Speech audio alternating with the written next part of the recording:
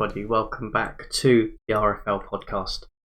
We have been away for a little while, taken a little bit of a hiatus from the schedule, a bit of a break over this off-season, and, well, we have missed a lot. We have had the draft, we have had free agency pretty much happen now, as well as some really interesting trades.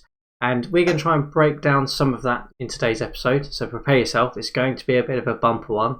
I am not on my own talking about this, which is great. Wobbegong, you are back from your holidays, your time away. How has it been? Are you ready to get back into the RFL and talk about some of the interesting off-season activity that we've seen? I am ready. We have a new champion. Congrats to Washington. And we had a very interesting off-season with some big trades, some key free agency signings, and of course the draft. And as you said, it has been a while since our last pod, so we have quite a lot to talk about. So everyone, sorry if we could not mention every trade, every move that happened, but we're doing our best to recap this 1985 offseason. Yeah, absolutely. And I mean, I think, of course, we need to start and say congratulations to Curtains and the Washington Redskins. What a fantastic turnaround that franchise has had over the past couple of years. Going back, we looked like they were dead and buried at the bottom of the standings and, well, turned it around, now sitting on top as champions. Got to be a good feeling, hasn't it, Wobbegong, for that huge transition that they've had. And, we'll talk about probably some of their off-season acquisitions and so on as we get through this. But, yeah, I mean, massive congratulations to the Redskins. I mean, massive turnaround. Really, really excited to see that they've managed to pull it out of the bag and become champions for the first time. But yeah, Wobbegong, you are the only other champion on this podcast. Any thoughts and reflections, any tips you want to give the Redskins going in to try and defend it this year? They did a really good job in the offseason. I can't fully remember the trade that they've done, but they had 2 first-round picks and they spent it on getting new players in and also looking at free agency. They signed Harold Carmichael, who has been on the Cowboys the whole RFL career. He's 36 years old, but still an 85 overall. So the Redskins are doing their best to win again. So I think they're doing a great job, and will be very interesting to see what they're doing this season. So yeah, congrats again, and looking forward for another very interesting year, especially in this division. Yeah, definitely. I mean, tough division to come back out of again, and I'm going to be really excited to see how that plays out, and I'm sure we'll talk about that as we get towards the season and expectations and so on a future podcast. But we have a lot of history to go back through this off season, and I think we need to start with the draft. Let's start with the thing that everyone looks forward to. We're going to basically talk about the top 10 picks here today, guys, because one, we haven't got the time to cover all of this, unfortunately, this time. And, it was an interesting top 10 to say the least, wasn't it, Wobbegong? I mean, there were some real interesting stars that came into the league this year, and we need to try and talk a bit about that and what that means for some of those teams. So, I mean, should we just go straight in and talk about number 1 pick, which was Jerry Rice to the 49ers? And thank you very much to the 49ers GM. Simon, you gave us a bit of an overview in terms of your draft, and we'll try and break that down as well as part of this. But Jerry Rice, really interesting wide receiver coming in at number 1. I love this trade for the 49ers. We will look at the Bears' perspective in a second when we talk about their picks at number 6. For the 49ers, they gave up a future first rounder to jump 2 spots from 3 to 1 to secure Jerry Rice. And it's always nice to see if such a really, really good legend is back on their home team. 88 overall, 87 agility, speed, and hands. He should be the best wide receiver in the league in a couple of years. And together with Henry Ellard, this 49ers wide receiver core is really, really nice. I'm looking forward to seeing him. Great move for the 49ers. We still have a question mark on quarterback, so maybe in the season we could talk about a new quarterback. Maybe they're doing another trade, but this team is in a really, really good position to set themselves up for quite some successful years, especially with skilled players. Yeah, absolutely. I mean, pretty much. I mean, Simon, I'm not going to give you the whole spiel of what you gave us, because honestly, you wrote us an essay and it was fantastic. But I'll try and break it down as best I can to our audience. So, I mean, pretty much what you were saying there, Wobbegong, which is, obviously he managed to bring in and get Jerry Rice, which was a massive coup in terms of his opinion. It was great to kind of trade up and get him, given he is a 49er and he couldn't get Steve Young the previous year. So, really, really excited as a 49ers fan, I think, to kind of land him. And, kind of reflections that he grew up watching some of these guys, like Montana, Rice, and so on. So to land him in a team is massive, an exciting opportunity for him, I think. But he does say that quarterback still remains an issue. Although he's got Hipple and he can probably put up decent numbers, a real quality quarterback, like a top 5 guy that the 49ers clearly haven't got yet. Maybe having Rice as a receiving option might make Hipple put some better numbers up, given that he's going to have probably one of the best receiving options for the next couple of years or so. He did manage to also trade in for an edge rusher prior to the draft to kind of solve some of that issue. And I think it was also really nice was when Simon gave us this comment, he wanted to actually give a shout out to Rasp in terms of the software. So if anyone who's been following the league, we used new draft software that Rasp basically stood up overnight. It seemed like to me. It's kind of turned up and was like, oh, by the way, I've developed an entire draft software. So he just wanted to give a massive shout out because it was really, really helpful for him in particular to use it and get a good feel for maybe who he wanted to draft, and not just for Rice but for others as well. Final reflections he kind of said was that last year they lost around 10 games by 7 points or less, so the margin was quite tight.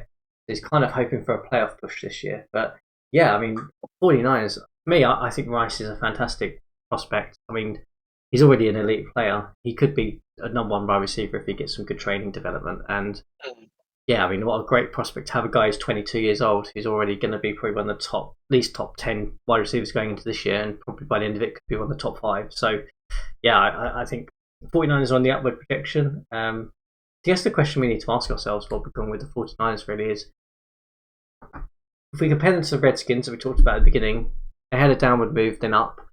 Do we think the 49ers are on that trajectory now? I'm not suggesting they're going to be a Super Bowl champion. Let's not get ahead of ourselves.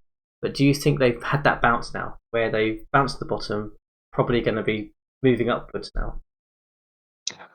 Yeah, I'm pretty sure. And another indication for that is the first trade of the season. And I think it makes sense to already talk about that. The 49ers traded for Jeff Bryant, 87 overall defensive and 25 years old.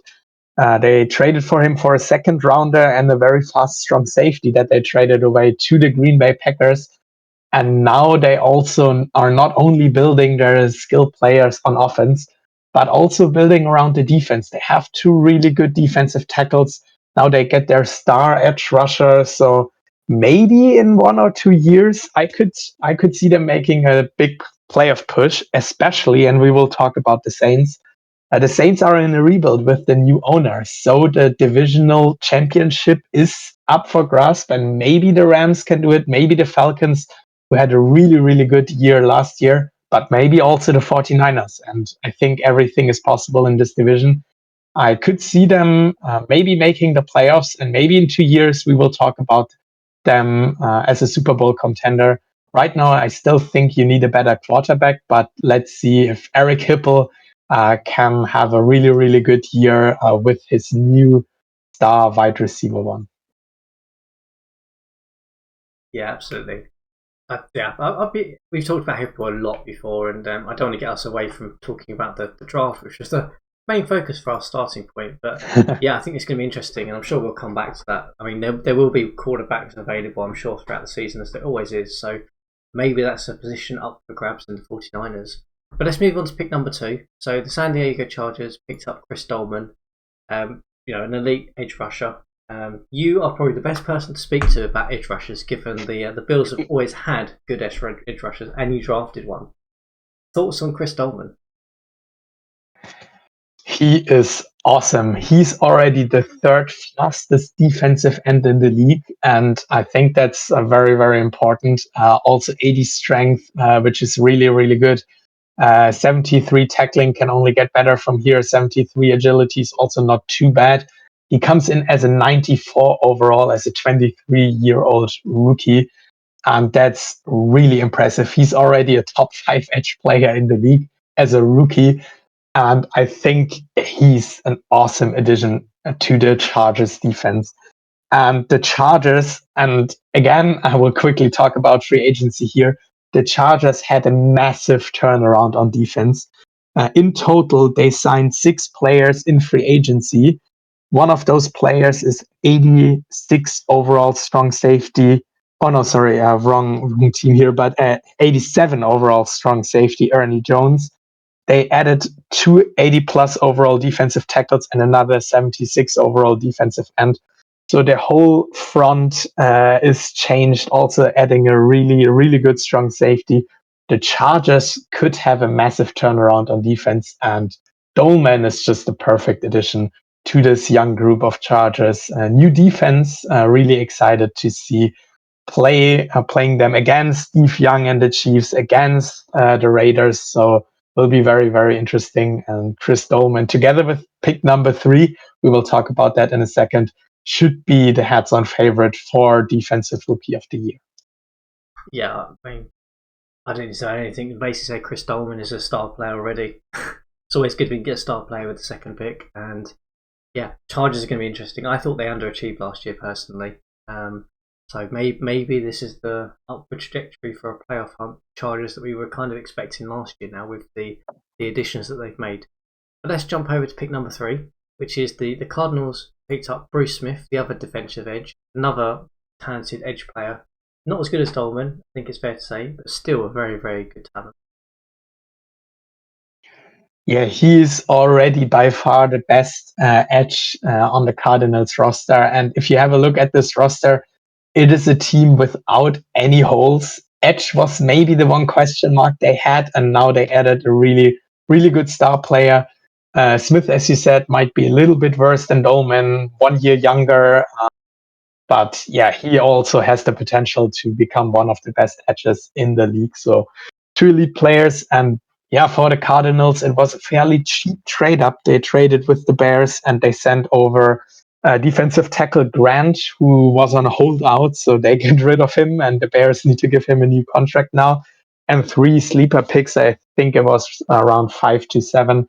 So fairly cheap trade for the Cardinals to secure their star edge player. Really, really good move. And again, this division gets better. And the Cardinals just got very, very important star on defense. Yeah, I mean, a team that doesn't have any holes, and you managed to add the top 3 pick in and one of the real elite defensive edge players coming into the league. So yeah, Cardinals, another team to watch out for next year, I think. Let's move on to pick number 4. So the Cleveland Browns picked up linebacker Kevin Green. Really, really quick, versatile back here, essentially. Yeah, going to be one of the best linebackers in the league, I think, going forward. I think he's probably arguably top 10 already.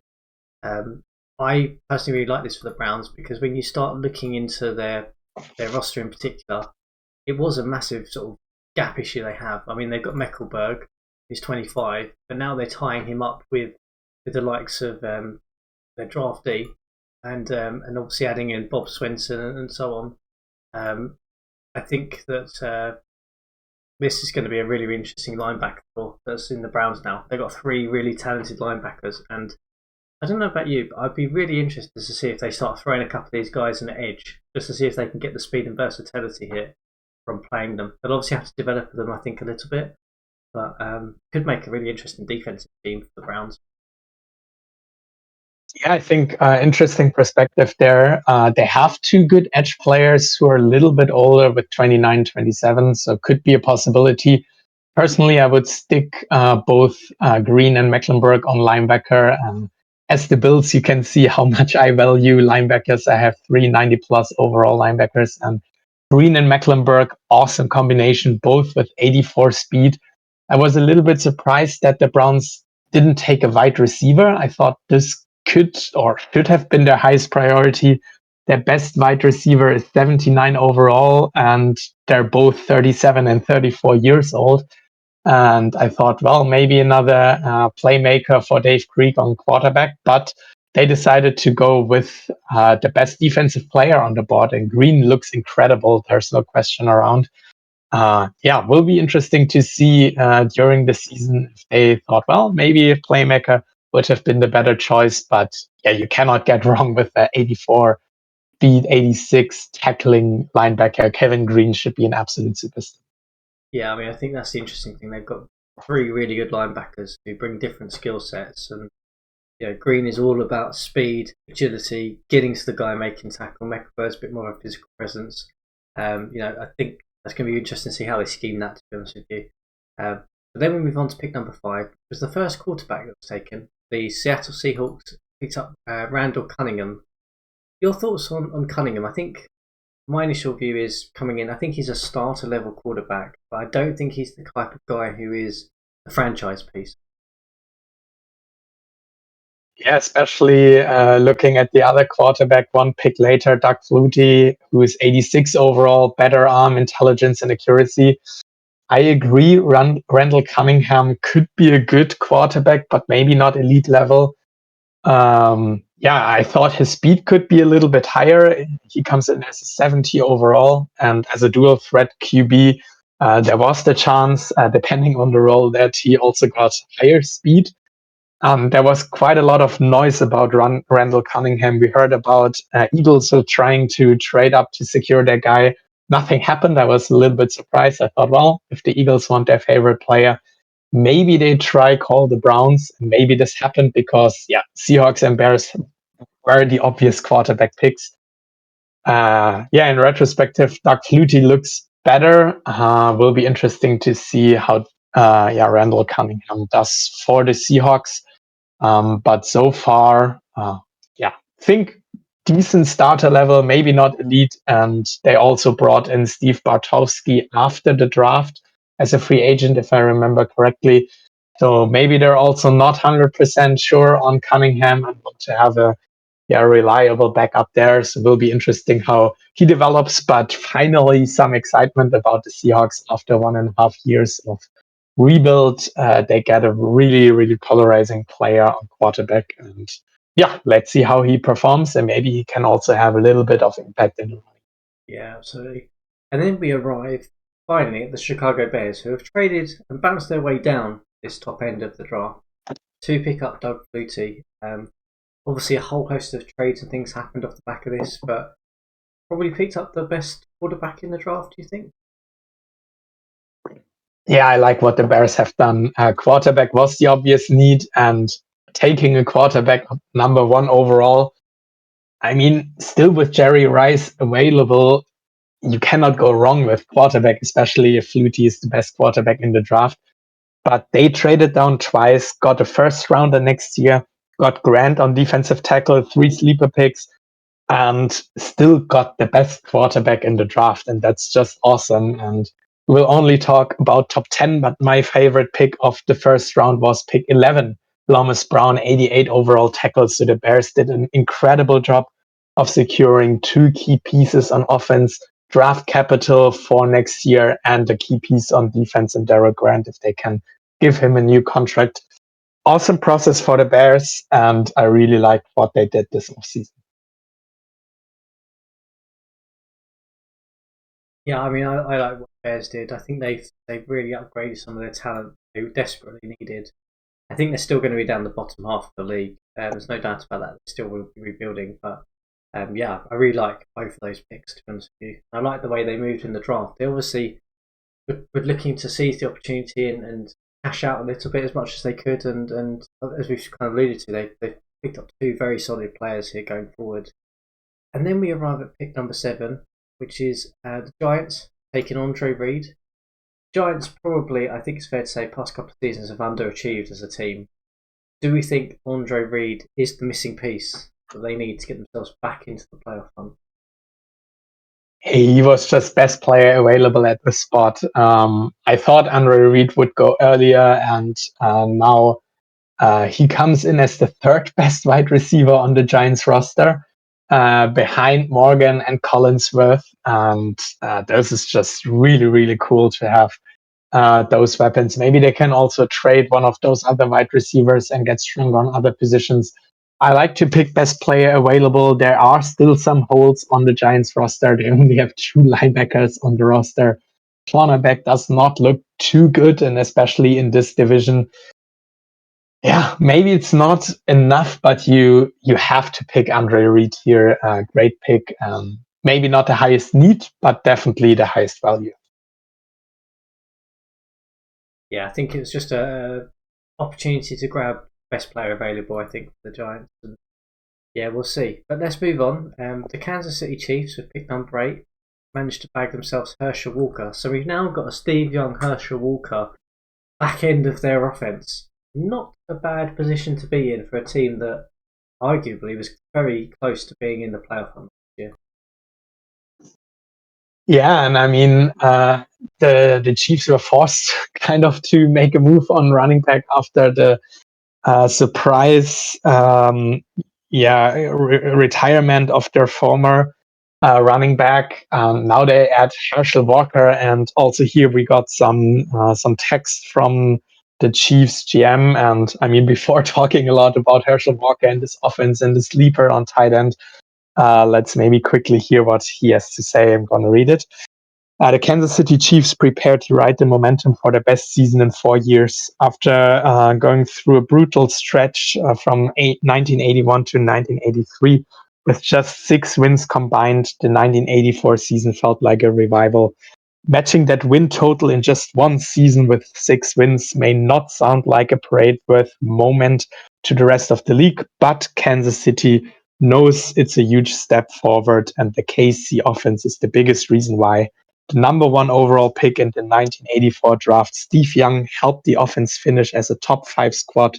But 1984 wasn't perfect. The run game took a hit with the sudden retirement of beloved running back Billy Sims. Initially planning on going defense with their first round pick this season, that retirement and Herschel Walker still being on the board at 8 presented the Chiefs with a solution to their vacant running back slot. With Walker and Young in the same backfield, opposing defenses are already having nightmares. Having no second rounder, the Chiefs waited until the 3rd and snagged a guy many draft experts have patched as a potential sleeper of the whole draft, Calvin McGee, the tight end out of Southern University. This kid is electric as he is a true receiving tight end who moves like a wideout. If he clicks with Young, he could be a game changer over the middle in the red zone. To try and plug up some of the holes of the prudent defense, the Chiefs added 3 veterans in free agency, a cornerback, free safety, and defensive tackle. While it's not a complete overall, it's clear they're trying to buy time for a younger talent to develop. If the defense can take an even moderate step forward, and if the Walker-McGee duo lives up to the hype, this team could surprise everyone and reach the playoffs for the first time in forever. And yeah, honestly, I agree. Nothing more to add here. Walker, great addition, and getting a sleeper in round 3. The Chiefs look like a very scary offense, and I mentioned the Chargers defense earlier. This will be a very fun matchup, also with the Raiders in the mix. The Chiefs just got a whole lot better. Yeah, I agree. They have definitely improved. That offense is now a good offense for this league. I think the question is going to become in terms of the defensive back situation. I think there's still massive gaps there for this team to be a consistent playoff team. Whether how they can address that, obviously they try to bring in veterans. Whether they can continue to hold on and those veterans do just enough to get them over the line. I think we'll see a lot of shootouts in Kansas City this year, where that offense puts up 30 plus points, and they are also conceding 30 plus points, which then begs the question: is that dice roll going to go the right way for them to get them in the playoff hunt? That's kind of where I see the Chiefs in particular. But let's jump over to the Broncos, who we've picked number 9, went strong safety and picked up Eugene Robinson. Solid strong safety, I think, to be fair. Got pretty much everything you would want. Going to come in and probably be a starter from day one. Your thoughts on Robinson? Yeah, he was really, really strong free safety before the Broncos moved him over to strong safety. So when we look at player skill, 90 for free safety, just 1 for strong safety. So we know what the training camp focus will be, learning the position. And if he's able to do that, he can develop into one of the better strong safeties in the league. The Broncos already were set on both free safety and strong safety with decent players. Now they're looking to add a star, and interesting choice to move Robinson over to strong safety. Let's see if he can develop this player skill in training camp. Yeah, I agree. I think if he develops his skill set, he'll have plenty of opportunity in this league going forward. And I think he'll be a good asset to the Broncos. And that brings us to the final pick we're really going to talk about today in the draft, and that was the Detroit Lions taking the centre Kirk Loudermilk. Loudermilk, I think is how you say it. Solid centre. I think Detroit have a lot more challenges and issues beyond probably what we're going to talk about with them at this moment in time with the centre picking up. But yeah, I mean, I think my personal thing, I think he's going to be solid. I don't think he's going to be necessarily great. He's a starter type centre. Obviously, he's going to come in and start for them. I think they had a gap there. But it's not going to be anything that I think is going to push the Lions back into playoff contention this year. Yeah, I agree. And first O-liner off the board as a center. And I already talked about the pick after that with Thomas Brown, 88 overall tackle. Tackle might be more important than center. It's, as you said, a solid pickup. Not sure if it's worth a top 10 selection, but now also the Lions do not need to worry about center for the next 10 to 15 years anymore. They have really good tackles and solid guards, so are just boosting their O-line for a third year or second year player, Bobby Herbert. And yeah, will be interesting to see. Yeah, as you said, not sure if this is enough for playoffs, but build through the trenches. I'm always. Yeah, absolutely. Yeah, so that kind of brings us to a close on the draft. Apologies, we don't have the time to go through all of it this year. There was a lot of other things we could talk about, but we thought it'd just be important to try and cover the top 10 picks of this draft and give you the sort of lowdown of the big things that happen at the top of it. But let's turn our attention over to free agency. And Wobbegong, I know you have a couple of particular signings that you would like to call out and give a reflection on. Obviously, we talked about a couple of them as we went through the draft because they reflect on the team as a whole. But yeah, your thoughts on some of the interesting, more sort of star-studded free agents that were signed this offseason? It was interesting to see the team approaches. We do not have that many teams with that many signings, but a few teams that try to sign everyone. We have 11 signings for the Chiefs and Rams, 9 signings for the Jets, and then 7 signings for Colts, Steelers, and Bucks. So some teams were very, very active. We talked about the Chiefs already that tried to make a few moves.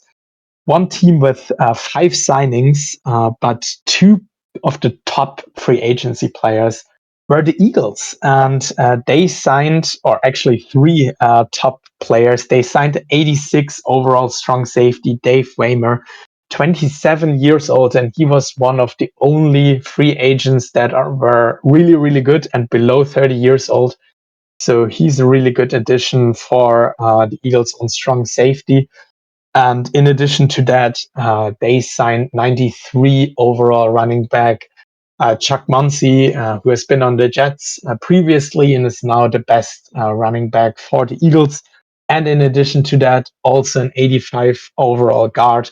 So out of those 5 free agency signings, 3 absolute starters. And yeah, we saw the Cardinals got better with the 3rd overall pick. We saw the Washington Redskins investing their 2 first rounders in new players. And now also the Eagles want to get better. And I really like what they did on free agency. Yeah, I mean, if you're picking up guys like this in free agency, you are winning the free agency run in off season. Yeah, this division is just absolutely nuts. We talked so much about how nuts this division is, but yeah, I really like the waiver pickup. I think Muncie's underrated, and I think we're not even forgetting the fact they managed to pick up Bagshaw, who's a really good receiver option as well. So we're talking about a whole bunch of very, very good players here. I think looking at this roster, it is a playoff roster again, but it's in the wrong division. Basically, is where we're getting to with this.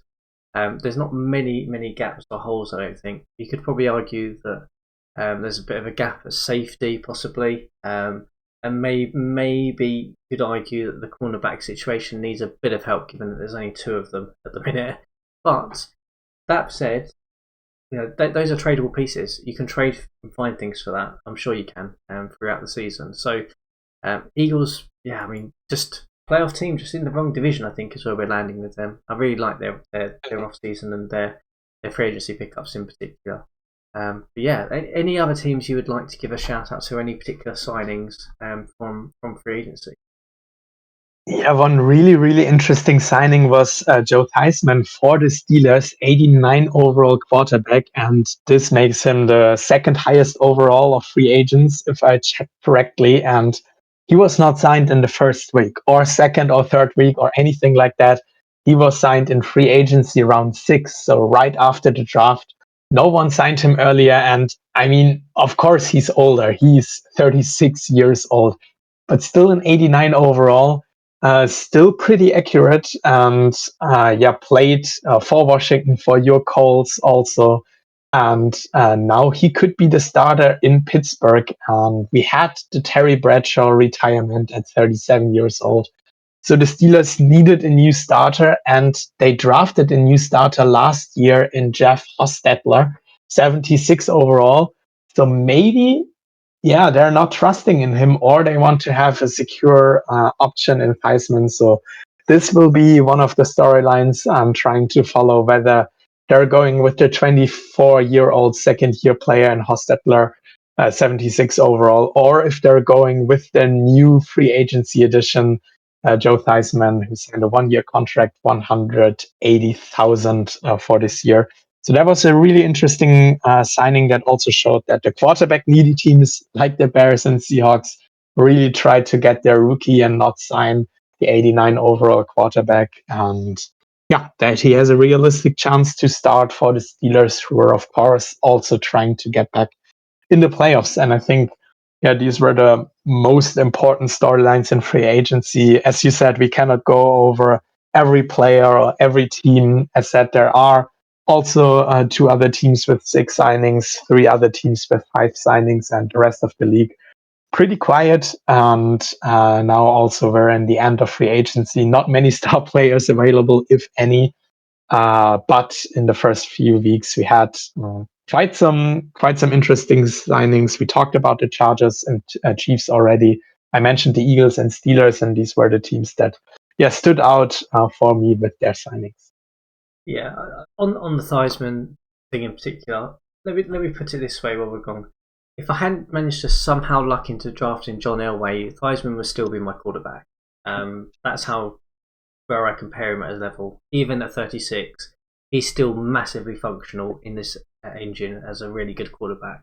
And he proved that with me. We basically had him running certain sets when we had Elway for that year.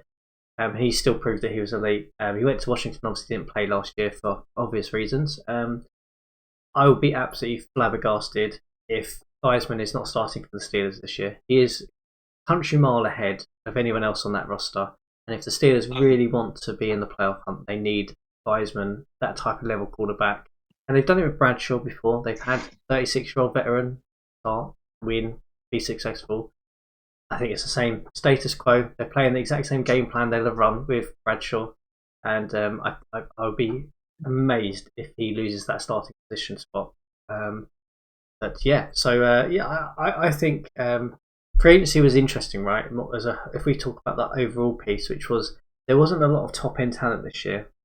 Where there was top end talent, it went very quickly off the board, Theismann aside, and then we end up with like some really weird sets of opportunity players, guys who maybe got more money than probably they deserved because they wasn't much available. There's obviously trying to look and see if they can develop guys and so on. So for me, I think overall free agency was a bit of an interesting one in that respect. And then there was obviously some things that sort of dropped away. So I mean, I quite like the Keith Bishop pickup as guard for the Packers, a team that probably is needing a little bit of help going forward. In particular at that position, and they managed to pick a guy up who could start quite effectively for him. He's on a 2-year deal. He's 28 years old. He'll probably fill a need for them. So there's quite a lot of signings like that I felt that were quite solid in a round out of it, to be honest with you. I mean, I think we didn't see that top heavy free agency sort of 10, 20, 30 players who are really, really good. Everyone's going to be throwing money at this year. who knows what happens next year when we see that play out. But yeah, I think you've highlighted some of the more important signings that I think we needed to pen a note to really with this one. Yeah, and I think, as you said, it was really interesting to see some of these contracts heavily overpaying to get at least a decent starter. Yeah, some teams have the cap space, other teams don't, and yeah, really interesting to see how some of these contract aging. But yeah, interesting free agency. But yeah, with that, let's shift our focus to the trades that happened, and we already talked about the 49ers and the Bears trade. So maybe let's start with 3 trades at once. And your Indianapolis Colts, I mean, you like to trade, and I'm trying to summarize that as best as possible. Your first trade was to sign Bruce Matthews, 98 overall guard, and Ron Wooten, one of the best pass blocking guards in the league, comes in at 90 overall. And in addition to that, you also signed an 86 overall linebacker in John Anderson for 2 first-round picks, a second and a fourth rounder. Then you were not done with any trading, so you had your 2 guards. You traded away a guard that you not needed anymore, and got Hartenstein on defensive end, 32 years old, but still 90 overall. And then when the Saints decided to basically have a complete rebuild and rather have 4 first-round picks than good players, you were one of the first-round picks that helped the Saints get younger talent, and you traded for Marty Lyons, defensive end, 87 overall, 28 years old, and Pitts, 24-year-old defensive tackle, 76 overall, for first and third round picks. So in total, 3 first rounders, a second and a fourth, a player swap, and you got a whole new interior offensive line with 2 elite guards, 1 awesome edge rusher, and another awesome edge rusher in addition to a great defensive tackle. Maybe you can provide us with some insights on these trades. Your Colts look very, very scary right now. I'll try my best. This was a long time ago, so forgive me. Lots happened since then. I mean, I think we went into the off season with a couple of like mid to late first round picks, and status quo would have been to draft them, given that the talent in the first round was pretty solid when we looked at the scouting. But it was, we are on the trajectory where we need to try and win. And in order for us to try and win, we need to bring in stuff we know will be good for out the gate from day one. Hence why we kind of looked into when the Saints were looking to try and sort of rebuild and retool. We knew there was a couple of players there that we would definitely want, who would give us the upgrade that we would kind of seek. And they're not necessarily the star player that we might possibly be able to land if we traded up in the draft with some of the pick packages that we could offer. But we felt that they were more style that we would want to use and want to run going forward. So that's essentially what we did. We kind of tried to land some of the guys we felt would be solid and just keep our talent profile up high where we needed it to be, really, because we can talk about the other divisions. The division that we sit in is very tough. We've got the Dolphins, who had a fantastic season last year. Obviously, you're still a top talent. The Patriots have been a top team for a long time, and the Jets are definitely a good defensive team as well. So there's plenty of. We always have to keep trying to move forward, and that was how we thought it would work. I think the underrated signing, if I just can quickly say, the underrated signing I think that we made was bringing in Jim Zorn, who is our backup quarterback. Again, similar to Theismann, he's 32 years old. We had a massive drop off when Elway got injured last year, and we ran this analytics and statistics on it. It was like a plus or minus 30 points for us. That's how dramatic it was in terms of Elway's drop off when he got injured. To I can't remember who our backup was, whoever our backup was at the time. So we needed to make sure that we got someone in who could function and at least make that not a plus 30, not a minus 30 difference to maybe if we can get par even. That gives us maybe those 1 or 2 wins that we needed probably last year to get ourselves into the playoff hunt. So yeah, I mean, I think always tough, isn't it, when you're in there, you've got talent, and you've got picks, and do you go for draft the rookie who maybe could develop into the top player, but it takes time, or do you go in and basically say, actually, there's a couple of players that we want, there's teams rebuilding, let's see if we can get something done. That's kind of where we landed really with that one, to be honest with you. Yeah, it will be interesting to see. You're, of course, now becoming one of the favorites to win the division, and great additions on the O-line. And very interesting also to see how the two new edge rushers will function in this division. Also interesting to look at the other perspective. So we mentioned that the Packers traded their two best players, both guards and a really good linebacker. They're trying to build their own team, and very interesting additions. They had a good draft with decent addition on guard, Bill Frelick in the first round, and I especially liked Eric Martin getting their best wide receiver at the beginning of the second round. So also for the Packers, this trade seemed to work out, getting their own players and rather filling multiple holes instead of having one very elite player. So it will be interesting to see how the Packers will do under their new owner who won 2 championships with the Saints. So a lot of experience that comes in for the Packers. And with that, very interesting also to see how VG manages his draft capital over the next few years and builds this team. Yeah, I mean, I think the Packers are the team that we're all going to be watching this year just to see what happens, because we know VG can build talented teams. He's done that with the Saints, where they've been one of the top teams for half a decade now. And yeah, I mean, the Packers are this legacy franchise that maybe needs a bit of TLC, and going a really interesting direction. And I mean, we'll talk about probably on a preview or something, but I actually have no idea how I think the Packers are going to do this year. I could easily sit here and argue and say they're going to win 3 games, and I could sit here and say actually they could win 7, 8 games if they get things together properly. And that seems absolutely outrageous to say that's the variance. But I liked some of the trades they did. Obviously, the one with us to sort of land some draft picks and stuff, but obviously they made use of that, bringing in some good players. Like I said, I like the Keith Bishop pickup on free agency. So interesting moves the Packers have been making this offseason. And same for the Saints, another opposing trade partner of one of your trades, and they did a lot of trades, and in the end had 4 first-round selections, 3 second-round selections, and 2 third-round selections. So also here, complete change of team, especially bringing in a new quarterback in Kozar, who might take over for Steve Fuller this or next year. But the Saints, another team where I have no idea how to project them. And they also made a few moves, trading away some key players, bringing in new talent. So I think Saints and Packers are, for me personally, the 2 teams where I have the least idea of what the record could be next season. Yeah, I agree. We could easily see them swapping roles, in that the Green Bay might be closer to the playoffs than the Saints, and that seems absolutely outrageous to say that, given how good the Saints are and have been. Again, we talked about San Francisco earlier in terms of their upward projection.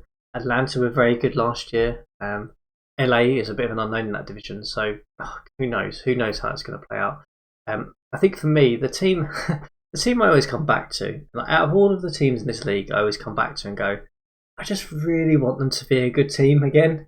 And I know that sounds a bit sort of down, but in the sense that I just really want St. Louis to just come up and just like be a really premier team one year. I just really love the output that this team gives, and on paper they're a very, very good team. I just think Montana, Peyton, that combination always puts up numbers, and I just would love to see this team like win like 15 games. And I know that is never going to happen in the division they're in, but I always look at them and I always go, when I'm looking at all the rosters, and I go, oh man, I would really love to have Montana, and oh man, I'd really love to have Peyton in my running back situation. And then you go down and you're like, oh my goodness me, they've actually got good receiving options like Watts and Galt, and oh my god, the offensive line is good. And then you're going down and you're like, oh, the back situation is not too bad. The linebacker situation, there's a lot of them, but there's some good players in there, like Martin and Sanford, they're solid. And you keep moving down, you go, Yeah, I like, and then they've got Smith at the edge and everything now, and you sit there and you go, this team is like a contender, and I really, really am excited to see this team again because, and I really hope that they come out and give a good playoff showing, and we're talking about them as a contender again because, we're now talking about the possibility of retirements looming. Now we've got Montana at 29, Peyton at 31. They're not getting any younger. Scott is 33. The receiving option is 29. They're at that point now where they're just hitting sort of the top end of their prime now, where they're going to start to probably drop off in the next 3 to 4 years. The time is moving away from this team now, and I just would love to just see one time this team just come out and just be dominant. Maybe it's a little bit because it's St. Louis as well. It's a different team name to the current modern NBA and so on. But yeah, that's my my spiel on the St. Louis Cardinals. And I thought they had a quiet off season. They made a couple of interesting trades, obviously, to kind of restructure themselves a little bit, move themselves sort of into the draft and sort of pick up some of these guys. But nothing dramatic, just straightforward, keep moving. But that's what I think about the St. Louis Cardinals. I just would love to see this team be a dominant team again. Yeah, we always come back to this division, and I also already mentioned earlier the trade with the Washington Redskins. So let's quickly also look at that. They added Bostic, a center, and Holmes, a cornerback. Both come in as 89 and 85 overall for first and 2 second-round picks. So the Redskins get better. Every team in this division somehow gets even better. So it will be a battle. And I remember last year I was also pretty positive about the St. Louis Cardinals. And in the end, I underestimated the Redskins. Hopefully I won't do this mistake again, but who knows who will win this division. Maybe let's also quickly look at some other trades. The Raiders traded for a 29-year-old 86 overall center for a third-round pick. I think that's a really good investment. I think also from the Packers. So again, Packers got a draft pick for an aging player, and the Raiders try to invest in their O-line to make another playoff push in a division that also gets more competitive with the Chiefs' offense and the Chargers' defense. We also saw the Jets trading for John Jefferson, a former free agency addition of the Saints, who helped them win a Super Bowl. They traded a first and third round pick for Jefferson, who comes in as an 89 overall wide receiver, who's now the best weapon on the Jets roster for Ken O'Brien. So what are your thoughts on another star wide receiver in our division? Yeah, I mean, adding Jefferson to a team is always going to be good. The Raiders made a sort of sneaky, solid move in upgrading their offensive line, and we haven't even just touched the top of some of the trades that happened this offseason. So there is a lot that we will have missed. If anyone wants to give a shout out for a particular trade you want us to come back and revisit on another episode, just drop us a line. We're always happy to come back and revisit things. But I think we have gone on far enough. The course has run its tune now, and we have talked a bit about the draft. We've talked about some of the free agency signings and some of the trades, and giving you a little bit of a sneak preview on a couple of teams that we're interested to see this off season and how they go into the regular season. I'm sure we'll be back. We're going to do a bit of a season preview in the coming sort of days and week or so before the start of the season. But any final thoughts, reflections on the off season as a whole before we go into what does this actually mean for the season itself? Yeah, so much has happened, as you said. We didn't talk about Ronnie Lott addition for the Bills, 97 overall free safety. I could talk about the Vikings a lot with their addition in the first round on edge, and also trading for Jacob Green, star edge rusher for the Steelers. As you said, lots of storylines left, and as always, feel free to reach out to us and send us your perspective on trades that happened and your team's strategy. It's always nice to get your input and get different perspectives. And if you want to join us on the pod, you're always welcome also for the season previews to talk about your division, your team, and we would love to get in some new voices here. So think, that's my closing statement. Feel free to reach out to us, and it makes the pod better when not only us talking about the league, but also getting in your opinions. So thanks everyone for listening, and we truly appreciate also your positive comments. Thank you for that.